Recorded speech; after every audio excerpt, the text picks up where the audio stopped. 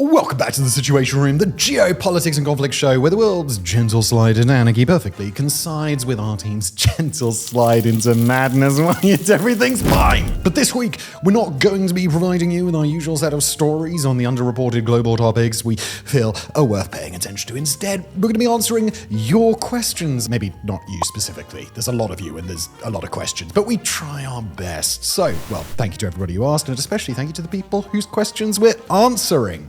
I apologize if I'm sweaty. It's enormously hot here in Prague today.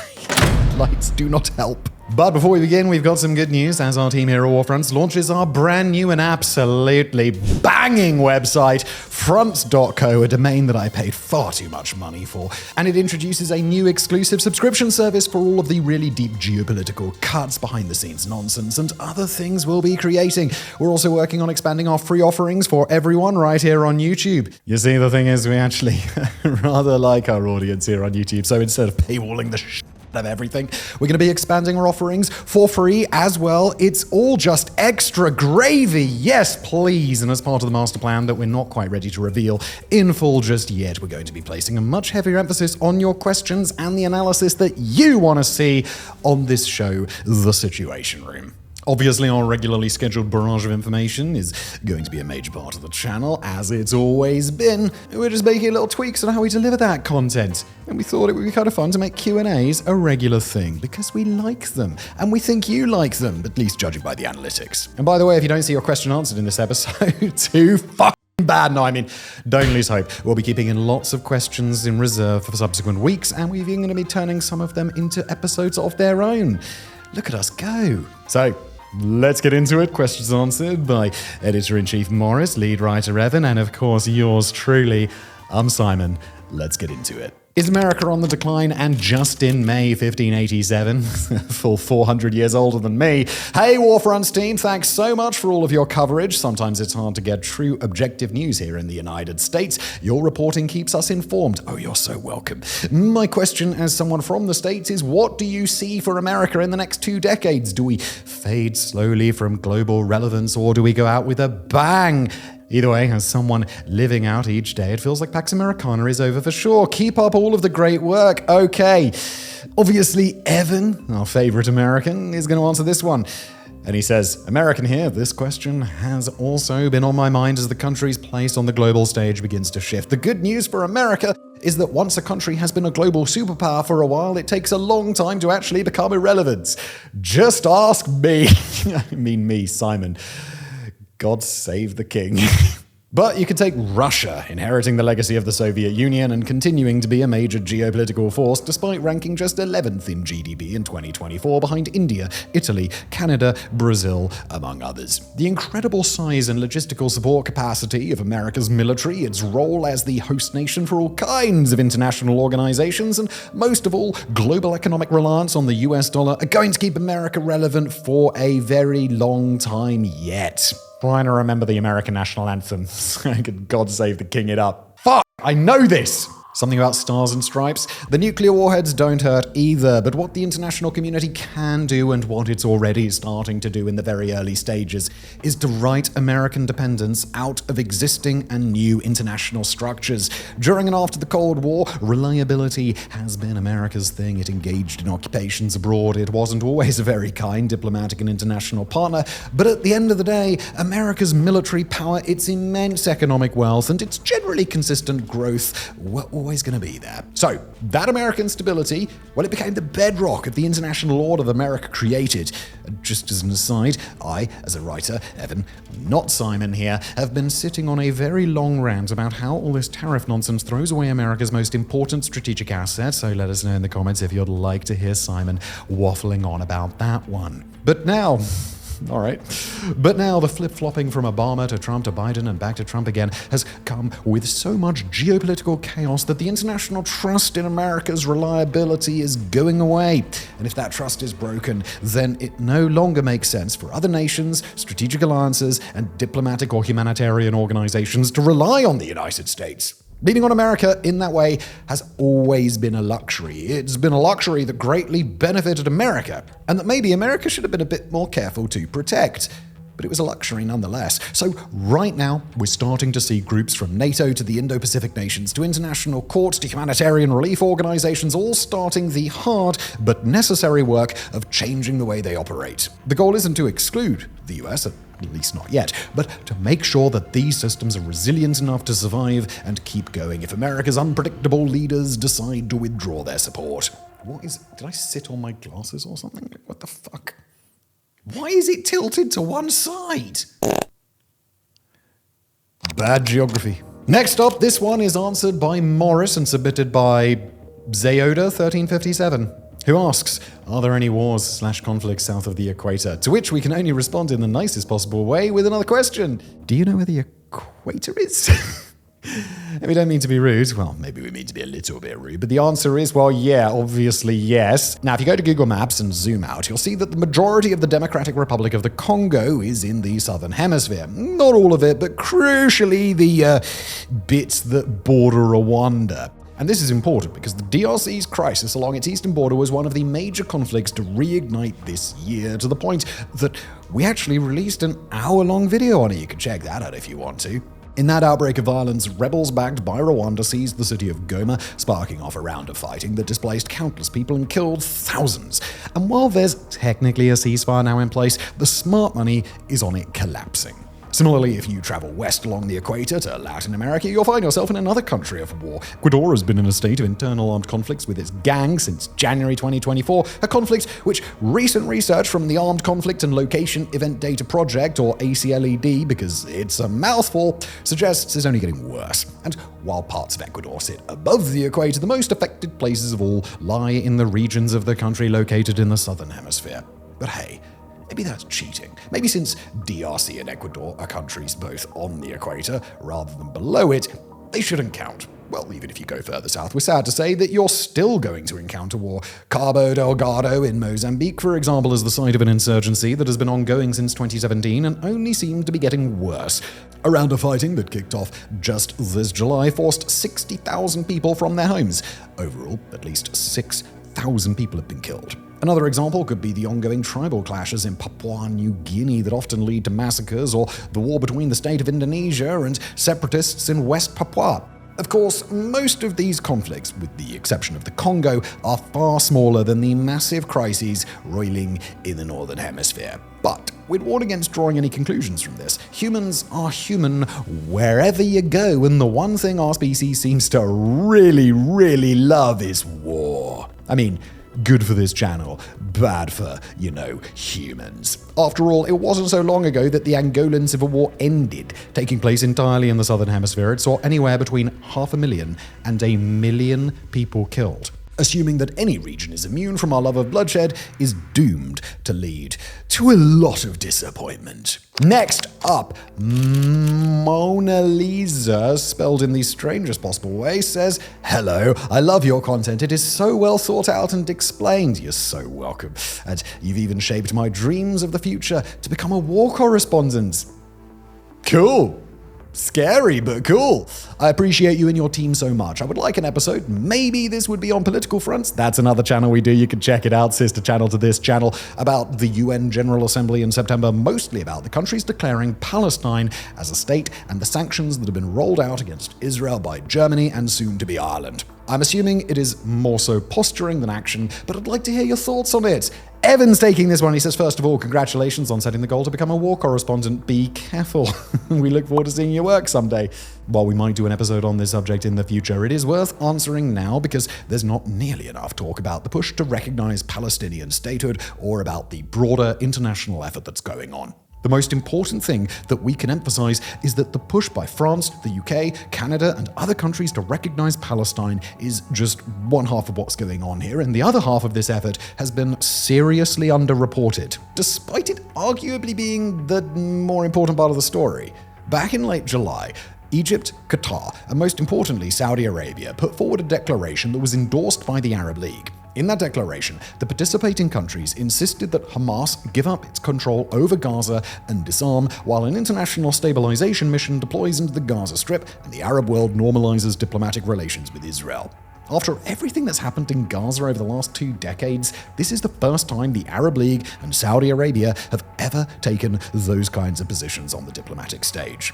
Combine that with the push by NATO nations to recognize Palestine, not immediately, but at the UN General Assembly in a few weeks, and you get the single best off-ramp that Israel had any chance of getting on to bring an end to the war in Gaza on favorable terms. Now, to be clear, we're reading between the lines when we say this, but that combination of a push from the Arab world and a push from the nations of NATO was a carrot and a stick presented to Israel. End the war, and Israel would get the Arab world support in disarming Hamas and dismantling its control over Gaza. Israel would have gotten to return to its process of normalization, including with Saudi Arabia, and thus it would have opened up incredible economic opportunities that have always been off limits. It would have gotten international partners to manage and keep order in the Gaza Strip.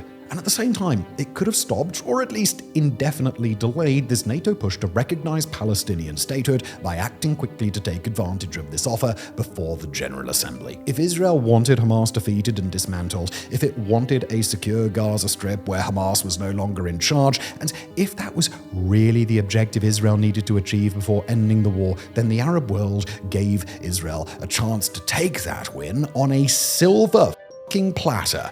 And if Israel needed a bit more convincing, then it had both the sweetener of normalization and the threat of a push for Palestinian statehood from NATO to push it across the finish line. All that, and Netanyahu announced an invasion of Gaza City. Israel had its perfect off-ramp, or at least the very best off-ramp that it had any hope of getting, and it declined. You can interpret that how you will. Horn of Africa Dipshits. And now from Morris, and specifically a new unlocked version of Morris that from now on we're going to refer to as Spicy Morris. This one isn't really a question, but it did get tweeted to us by an angry X account known as Horn of Africa Leftists, and they accused us of, and we shall quote here, monetizing misinformation and pushing State Department-aligned propaganda against the Eritrean state. To which we can only say, oh boys, you really should have checked in with Somalia, shouldn't you? Because there's no way this little expat is going to end happily for you. Now, normally, we don't bother our viewers with propaganda mouthpieces for nations like Eritrea that has been called Africa's North Korea. I mean, if propping up a regime that indefinitely conscripts its young people into a system so brutal it has been likened to slavery and in which torture is commonplace helps you get ahead in life, why not? It's worked for me. Morris! Enjoy that blood-stained money and do not worry about those screams that haunt you at night. Those are just the innocent victims of your government celebrating every single second of your life ticking by until the moment they can drag you into hell and the eternity you deserve. But while it's fun to troll self-proclaimed leftists defending a state in which ordinary citizens are so brutalized that Eritrea was once known as the world's fastest emptying country due to all the people fleeing, that's not the reason we highlighted this today. No. This tweet is also fascinating because it touches on a couple of wider social media trends that actually do deserve your attention. In recent years, there's been a growing trend on African social media of trying to shame Western outlets into not critiquing brutal regimes by accusing them of doing things like tracking in anti-African stereotypes or neo-colonialism. Now, the master of this is Ibrahim Traore, who leads Burkina Faso's junta and whose social media game is so good that you'd be forgiven for thinking that he was the next Nelson Mandela, as opposed to an iron-fisted dictator who is currently losing a war against Islamist rebels. But this social media push is also visible in other nations. As we covered on our video on Russian propaganda in Africa, the Niger coup of 2023 was accompanied by an organized social media campaign which sought to paint the democratically elected government as hopelessly compromised by its partnership with France. This propaganda had real, tangible effects in terms of people supporting the coup, but it was also more than mere propaganda. It dug into real resentments caused by Paris talking down to and exploiting its former colony. While the solution was moronic, the new government kicked out the French, brought in the Russians, and then did the shocked Pikachu face as violence against civilians surged. It clearly tapped into a deep and abiding anger in parts of African society. And it seems that other hunters were taking note. From the legitimate grievances of civilians who gained little from their nation's partnership with a former colonial power has sprung a network of malign social media accounts. What they have in common is A, they support murderous regimes that torture and massacre their own people, and B, they dress it all up in the language of anti-colonialism as if assuming that Western media outlets like us will run in fright of being cancelled. Well, luckily, we ain't The Guardian, nor are we teaching on American college campuses. So let me spell it out for you. We at WarFronts are going to keep on calling out all of the awful regimes in the world, no matter the colour of their leader's skin. We're more than happy. You might even say we are delighted to call pasty white Vladimir Putin a just as we're happy to call Asian Kim Jong-un the nomadic Arab leader of Sudan's RSF Hemeti a the Latin American Nicolas Maduro a South Asian former autocrat of Bangladesh Sheikh Hasina and most of all, we are oh so happy to call Eritrean leader Isaias Afwerki a great big African. So feel free to keep shooting off your little tweets, but just remember that the absolute best way to make us stop offending your dear leader would be for Afwerki to stop detaining, enslaving, torturing, and murdering his own people on a scale so fucking epic that most ordinary Eritreans feel they have no choice but to flee for Europe. And if that makes us neo-colonialists, then bring me my fucking pith helmet and elephant gun. Next up, from Simcha Kaplan, what's going on with that dam being created in Ethiopia and the tension with Egypt? Everyone said it would cause a major war in Africa, and I haven't heard about it since. Evan's taking this one. He says, let us start with the very literal answer to get our own bearings. The dam in question is the Grand Ethiopian Renaissance Dam, and construction on it concluded in 2023, and the last in a series of 5 planned closures to fill the dam's new reservoir finished last October. The dam is set to be ceremonially activated by the end of the year, although it's been producing electricity since 2022. As for why the dam is important, well, it sits on the Blue Nile River, which flows downstream into Sudan and joins with the smaller White Nile before flowing as the combined Nile River into Egypt. Egypt largely dependent on the Nile to supply both water for human and agricultural use and also for electricity, meaning that if Ethiopia were to siphon off too much water, stop the river's flow in times of war, or in a worst-case scenario, unintentionally or even intentionally release floodwaters towards Egypt, then that, obviously, bit of a national security concern for Egypt and its people, isn't it? But it's not terribly surprising that the situation has gone quiet, because while Ethiopia has basically built an anvil that it can hold over Egypt's head for the next several decades at a minimum, it's also business as usual in northern Africa until and unless Ethiopia does something that forces Egypt to react. Of course, there's the constant threat of an unforeseen natural disaster that could compromise the dam, but as for what Ethiopia and Egypt can control, there were basically 2 windows of time when all of this could have turned into a crisis. The first of those windows has now passed, the filling stage for the reservoir, where Ethiopia would have to restrict the flow of the Blue Nile in order to capture a portion of the water that flows through it. As of last October, that filling process is complete, although it wasn't an easy process to manage on the diplomatic stage. The United States, the African Union, the UAE, and the United Nations tried to stabilize the situation as best they could. Egypt and Ethiopia's leaders lobbed threats back and forth without ever signing a water-sharing agreement, and Sudan and Ethiopia had a dispute of their own. But at no point during the filling of the dam's reservoir did the flow of water ever become so restricted that Egypt felt the need to restore the Blue Nile's flow by force. Now we've entered the second window of time for disruptions, where environmental factors and regional tensions will decide whether the dam causes the major war that the international community has warned about. That disruption could come by way of an extreme or multi-year drought in which Ethiopia decides to retain more water for itself than it otherwise would.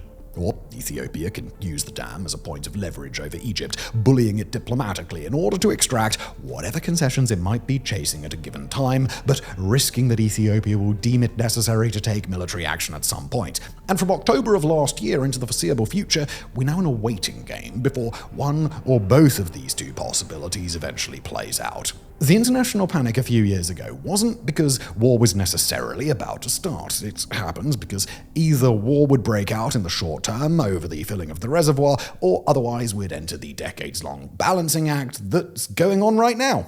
And next up, we have this question from Taba Kerins 4215, who asks us, Hello, Simon and crew. My question is, why does most of the world and most major news outlets ignore the conflicts like in Sudan and Haiti? Is it because there is nothing that the world's superpowers want like resources, or is it something else? Thanks for everything you guys do. And Morris has taken this one. He says this is a question that came up a lot. Bluefire 389 asked something similar, while Watts Emperor 2651 went with the far more loaded, why wouldn't majority of countries admit that racism is one of the reasons why they're not really getting involved in African wars, Myanmar, and helping Haiti, even though it's clearly obvious? Alright, we'll tackle that second one in a second. But first, we should note a couple of things. One is that the conflicts in Sudan and Myanmar and the meltdown in Haiti really are getting ignored. The analytics firm Chartbeat tracked monthly mentions in global news outlets of Sudan and Myanmar in 2024 and found a mere fraction of the number of stories on Ukraine and Gaza. This isn't just a social media phenomenon, but something directly measurable. The second thing to note is that this doesn't mean there is no coverage of these conflicts. It's important to remember in an anti-journalism age that there are still reporters on the ground in all three places, risking their lives to get these stories out. Without their work, this channel's commitment to covering neglected wars like Sudan just wouldn't be possible. But still, this raises an interesting question. If there are reporters filing stories from these places, why does the world just not seem to give a f***? Why is there a hierarchy of conflicts in which some dominate the headlines while others just languish in obscurity?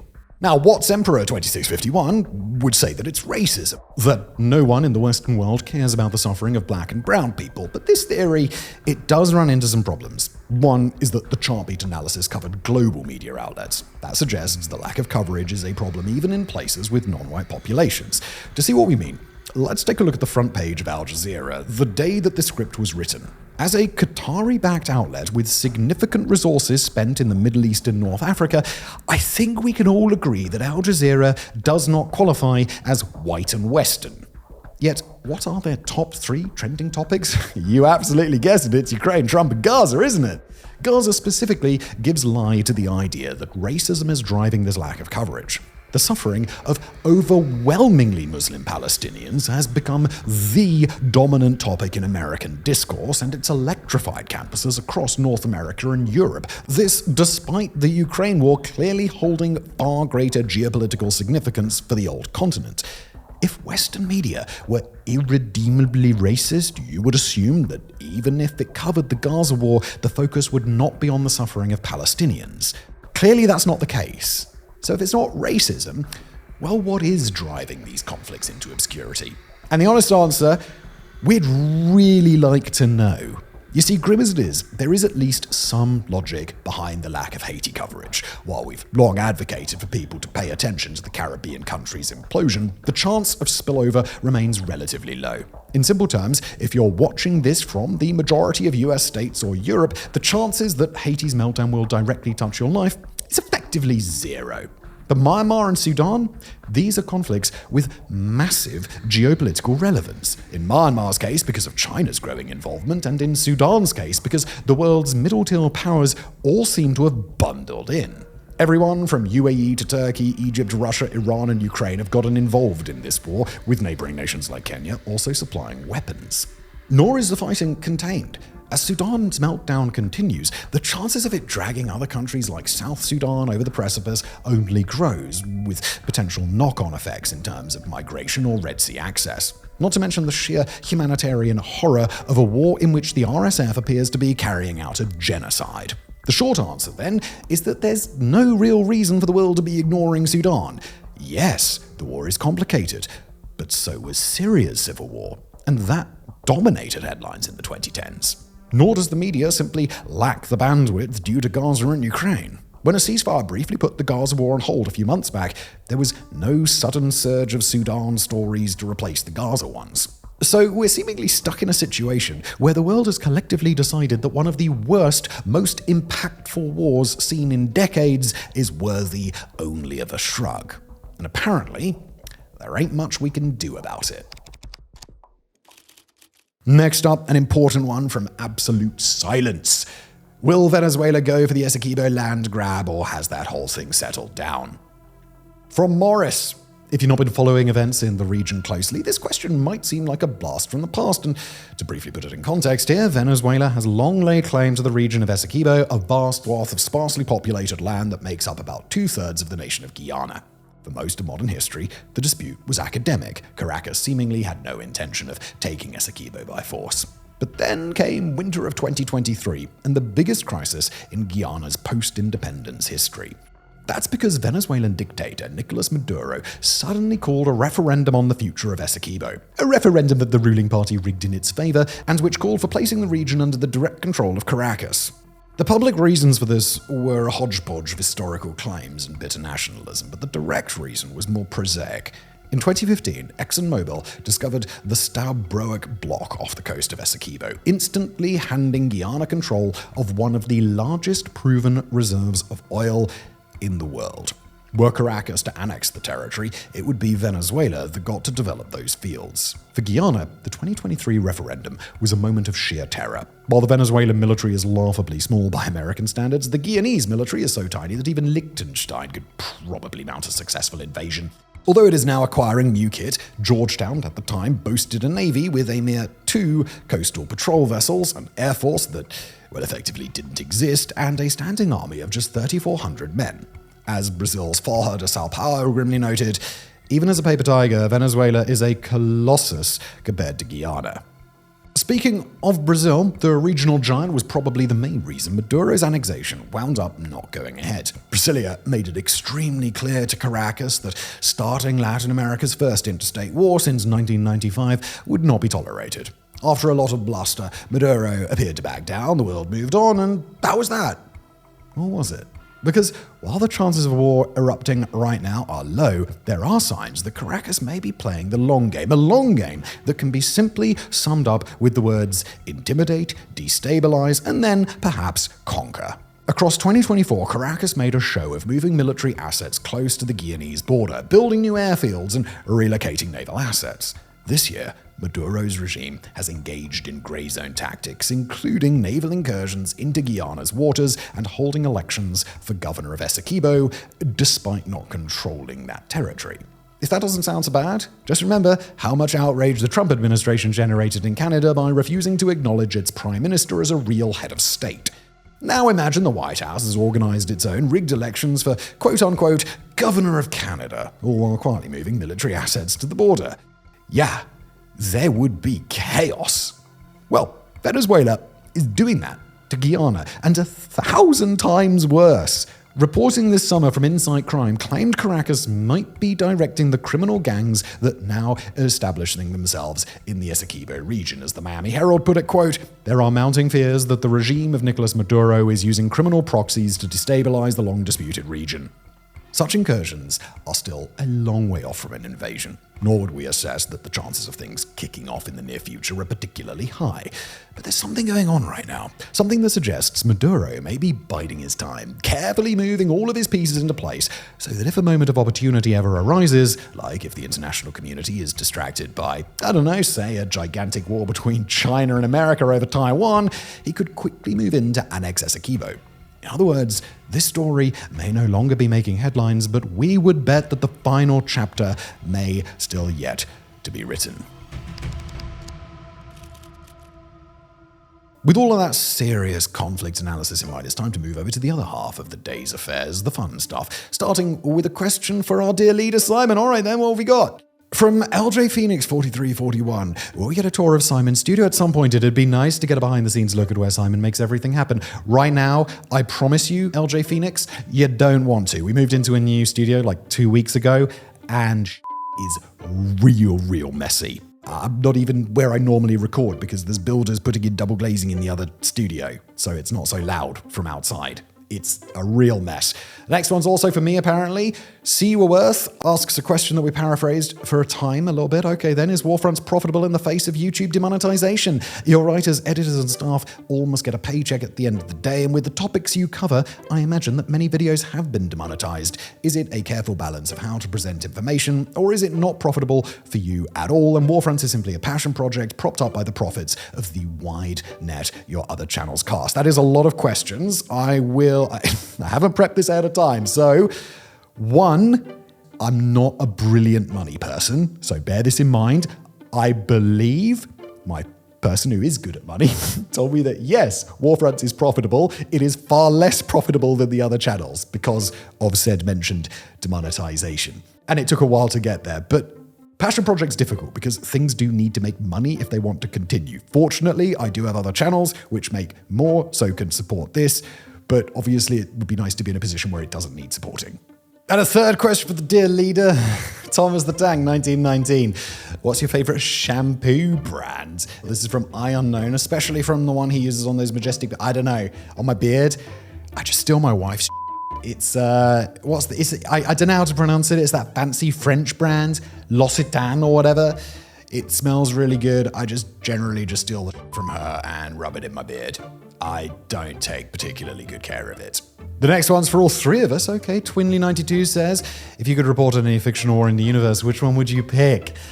Morris says it had to be the Time War. Not only would I angle for Simon to land on an interview with the War Doctor, but there would also be the friction of finally reporting on a conflict with clear good guys and bad guys. I mean, it's Doctor Who. I get it now. It's the Daleks.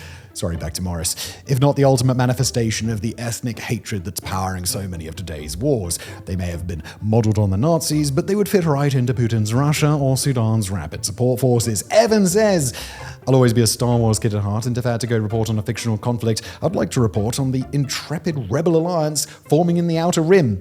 Oh my god, I have no idea. I've not seen I don't know Star Wars. I don't know Doctor Who. While also keeping tabs on strange secret project that seems to be siphoning off incredible amounts of Imperial funds. Simon, please take your best guess at which Star Wars secret project I'm referring to. I'm going to say the Death Star, but I don't know. As for me, I'm going to pick the Star Trek, because I haven't seen Star Wars, but I've seen every Star Trek, except for the original one, actually. But that's because I tried watching it. It just wasn't very good. It's very, very, very dated. Any conflict with the Borg, I think Morris is the Daleks are the best enemy or whatever. I don't really know because I've not seen Doctor Who. But the Borg scare the out of me. I'd report on that because they're scary. Here's another one for Simon from Andri. Hello, WarFronts team. Do you know Solo Fonseca? Yes, I do. I got a story there. He's a Spanish channel who, just like you, does analysis of the recent news with a very similar approach. Very level-headed and comprehensive. And the host lives in Prague and is also bald. When I met him, he wasn't bald. It can't be a coincidence. Simon is cloning himself while making new channels in different languages. I have a story behind this. I wanted my mate Fonseca to actually cameo in this, but he's not in town at the moment. So in order to get this video out in time, we couldn't. But he and I we were at a friend's birthday party, and I just happened to be sat next to him, and he was like, I'm thinking of starting a YouTube channel. And I'm like, oh, I know something about that. This was a really long time ago. I'd been doing it maybe a couple of years. And he was like, oh, tell me more. And I was like, you should do that. And so he did. And now he's enormously successful. So that's nice. I still hang out with him very regularly. We're good friends. Went to his wedding quite recently. Liam Mumney, 3625 says, hello, WarFronts team. Well, hello there, right back at you. Here's a question for you all. If you could revive one historical political figure to take the reins on today's current geopolitical climate, who would it be and why? I want to go first. Genghis Khan. Bring it back. It's not a serious answer. I mean, I don't know. We're talking fictional futures. I think that'd be kind of interesting. I'm going with Genghis. All right, Morris says, I live in Europe, and that seems to be weak and fracturing at the seams. So I'm a little torn, although I suspect we'd disagree about nearly everything. I can't help but have a sneaking admiration for Metternich, who arguably, oh my God, this is such a more intelligent answer than mine. Who arguably orchestrated one of the longest eras of peace and stability in Central Europe prior to the post-World War II period. If not Metternich, then probably Talleyrand, an objectively awful choice. But if we're going to have self-serving in charge, then we might as well have the biggest, most self-serving shit of all. At least it'd be fun to cover on the channel. Evan says, bring back Archduke Franz Ferdinand. Why, Evan? Let's get this party started, but on a more serious note. Okay, good. I'd bring back Diocletian, a Roman emperor who ruled starting in the year 284. He came to rule Rome during a very difficult period, but he was able to stabilize the empire in critical ways. He led the voluntary separation of Rome and ruled the Eastern Roman Empire, which we now know as the Byzantine Empire, and survived over 1,000 years. I mean, not him, the empire. And he voluntarily gave away the majority of his own power as emperor. He made an enduring peace with the Persians, he made Rome a lot more functional for its people, and of course, he also did some horrific shit. But don't worry about any of that. He capped it all off by being the only Roman emperor to ever voluntarily retire, which feels like an energy that the entire world could learn from right now. There's a lot of old people in charge. And now I feel like I should come up with a much more intelligent answer on the fly, but I got nothing. I'm sticking with Genghis. One for me now. Memorito Supremo says, Simon, how often have you been recognized? And what's the most awkward interaction you've had? How often have you been recognized? I'd say it happens like a couple of times a month. I don't really go out very much, and it really depends on where I go. Like, if I'm just hanging out my local hood and going to my local restaurants, it's, never. But if I go to like places where there's more tourists and stuff, because the majority of my viewers are American, British, Australian, so much more likely in like the center of town or something.